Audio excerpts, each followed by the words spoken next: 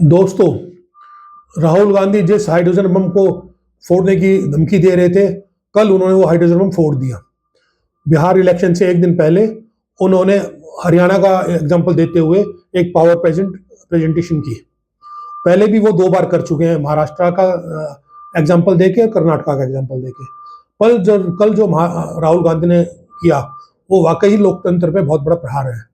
उन्होंने बिल्कुल तथ्यों के सबूतों के साथ अपनी वोटिंग लिस्ट को दिखाते हुए और उन्होंने जो है एग्जाम्पल पेश किया। उसने कहा कि मेरा, राहुल गांधी ने कहा इसमें मेरा कुछ नहीं है, ये जो कुछ हम दे रहे हैं वो सब इलेक्शन कमीशन की वोटिंग लिस्ट के हिसाब से है और ये एक सेंट्रलाइज्ड ऑपरेशन है।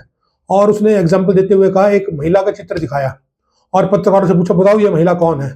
जब कोई जवाब नहीं दे पाया तो उसने कहा कि यह महिला, इसका नाम कभी स्वीटी, सविता, इस तरह नाम से है और ये एक ब्राजील मूल की महिला है, ब्राजील की मॉडल है और उसका जो फोटो के नाम से 10 बूथों पे 22 जगह नाम मिला। उसके बाद राहुल गांधी ने कहा कि पूरे हरियाणा में 25 लाख फर्जी वोटर हैं, जिसका मतलब हर 8वां वोटर फर्जी है और बड़े भारी मतलब मतों की चोरी हुई है।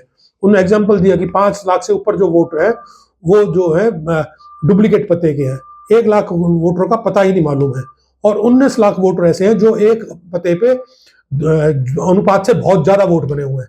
जैसे उन्होंने एग्जांपल दिया, होडल में, पलवल में, यहाँ एक बीजेपी के वो जो लीडर हैं उनके घर में किसी के 500 से ज्यादा वोट पड़े हैं, एक घर में 200 से ज्यादा है, किसी में 100 से ज्यादा है।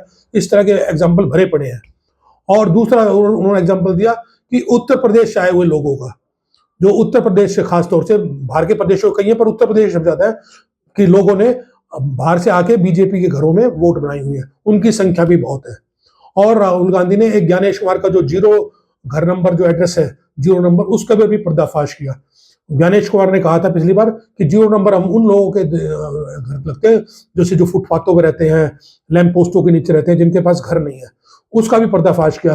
राहुल गांधी ने कहा कि हमने 0 एड्रेस वाले कई घरों को जाके फिजिकल एग्जामिन किया, वो सब लोग मिले और उनके बड़े बड़े आलीशान घर मिले। तो कुल मिला के राहुल गांधी ने पूरे डेमोक्रेटिक सिस्टम पे, चुनाव आयोग पे और जो चुनाव आयोग के पीछे जो भारतीय सरकार जो उसका संरक्षण दे रही है और उसका ऊपर सीधा बहुत बड़ा प्रहार किया है। और उसके डिफेंड में अब चुनाव आयोग तो नहीं आ रहा, बीजेपी के प्रवक्ता आ रहे हैं।